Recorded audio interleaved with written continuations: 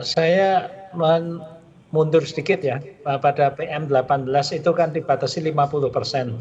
50% itu juga secara ilmiah tidak dapat dipertanggungjawabkan, karena kalau hanya memberikan ruang pemisah antar penumpang, kita melihat Boeing 737 dan Airbus 320, kalau kita hanya kursi tengah yang dikosongkan itu sedikitnya sudah bisa 66%. Walau demikian, yang penting ini kan bukan jaraknya, tapi pemisahan, sekat antara satu penumpang dengan penumpang yang lain. Kalaupun 100%, tapi antar penumpang itu ada sekatnya, tidak bisa bersentuhan, kemudian ada protokol kesehatan, penumpang menggunakan masker, kemudian juga di dalam pesawat udaranya dibersihkan dengan HEPA filter, pesawat selalu dilakukan disinfektan setelah penerbangan, pelayanan juga demikian, awak kapal selain menggunakan masker, menggunakan face shield dan sebagainya.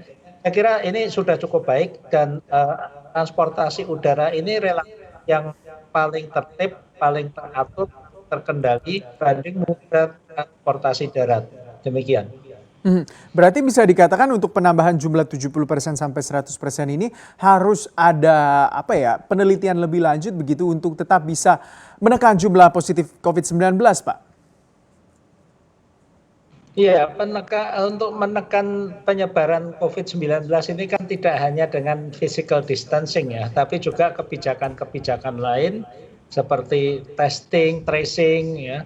Kemudian untuk kapasitas jumlah penumpang ini juga bukan hanya ketika di pesawat, ketika di bandara pun juga sudah diatur tidak berdesak-desak. ICAO dan IATA juga sudah mulai mengeluarkan panduan-panduan untuk menjadi standar internasional, dan saya yakin ini setiap saat nanti akan banyak perbaikan-perbaikan yang mana pengamanan terhadap penyebaran COVID ini akan semakin baik, tapi juga mengurangi berbagai gangguan terhadap kelancaran dan kenyamanan transportasi udara. Walaupun sebenarnya pihak maskapai penerbangan juga sudah mensyaratkan begitu, ada beberapa syarat dokumen, misalnya juga dokumen bebas COVID-19, ada juga tes rapid test ataupun PCR ataupun swab test begitu yang harus dimiliki oleh para calon penumpang. Apakah ini sudah lebih dari cukup?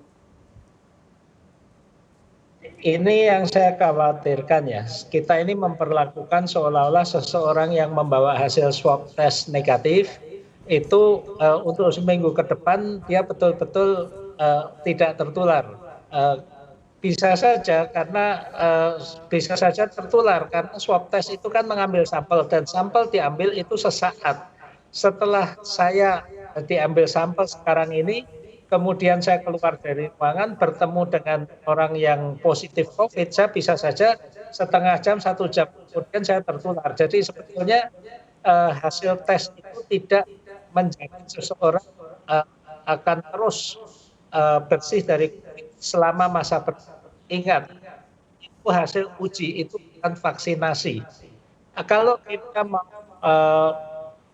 aman lagi, sebenarnya pengujian itu dilakukan di bandara, di mana langsung diambil sampel, kemudian calon penumpang itu diwajibkan isolasi di karantina, baru kemudian setelah hasilnya keluar itu pesawat langsung, tidak seperti sekarang di mana calon penumpang itu diambil sampel masih bebas berbicara kemana-mana, hasilnya keluar 2 hari kemudian dia ke bandara, bisa saja tertular sebelum sampai ke bandara.